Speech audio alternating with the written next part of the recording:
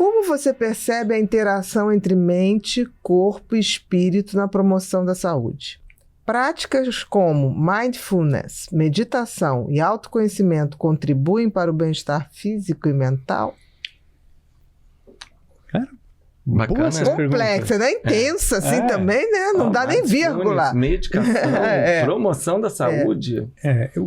Eu diria que a interação entre corpo, mente e espírito é o equilíbrio para se ter saúde. Quando não tem saúde, algum desses aí desequilibrou. Com certeza. Né? E é engraçado que a gente fica às vezes muito na mente e no corpo, né? Supre as necessidades do corpo, supre as necessidades da mente, equilibra, mas se ela não tiver um propósito vital, aquela essência, aquela coisa que instiga ela, os outros dois desmontam. Para mim, o espírito, ele é em primeiro lugar. E a forma de você manter ele ligado, transbordando essa energia, ele é uma coisa muito individual. E é isso que eu acho que, como profissionais, qualquer área da saúde, na verdade, até áreas técnicas, tecnológicas, todas, a gente tem que aprender a entender e a instigar uns aos outros para a gente tocar nesta centelha, nessa essência. E aí os outros dois acabam sendo, aí sim, o yin e o yang do equilíbrio. Mas a fonte do espírito, ela é primordial.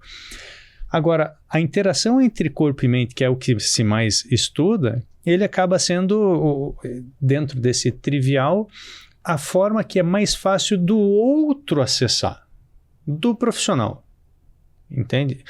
O espírito dificilmente outro vai tocar. Ele vai tocar se você deixar abrir. Se você deixar acessar.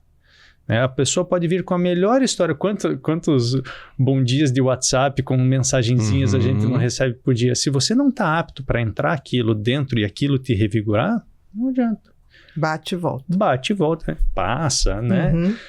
E essa intenção, ela é do indivíduo. Agora, se quer alguma coisa para o corpo e para a mente e eu não sei por qual caminho, normalmente são essas coisas que a gente atribui ao outro, né, ao profissional, ao vizinho, né, para ajudar nas dicas, desses desequilíbrios que a gente consegue atuar. O corpo resolve com esses recursos, ou você tirando o que precisa e tirando o que não precisa. Tirando o que atrapalha, e favorecendo o que precisa. O que é positivo. E a mente também. Com você certeza. Tira as informações que às vezes está intoxicando a mente. Você precisa, né? Fazer essa higiene mental. Detox mental.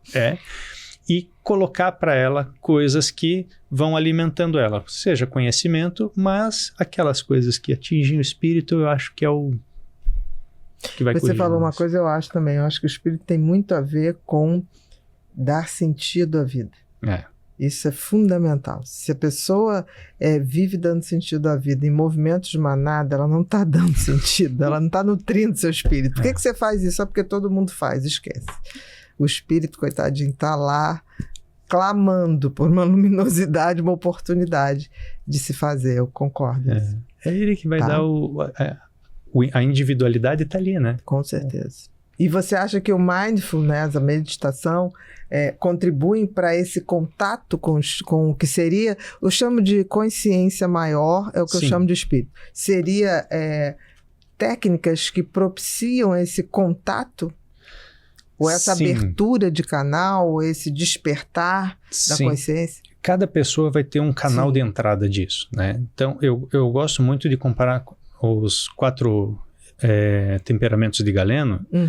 Você vai ter ali para os sanguíneos, às vezes o canal de entrada é o movimento. O melancólico é a contemplação, né? O fleumático, ele vai precisar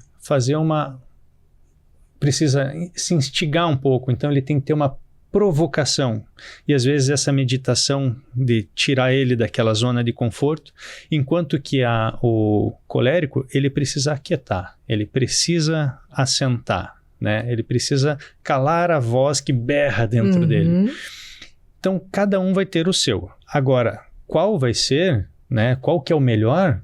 Depende de cada um. Depende, mas É necessário sim, porque é a conexão contigo mesmo que vai fazer a semente do espírito imperadorzinho acordar aos poucos. Exatamente. Perfeito.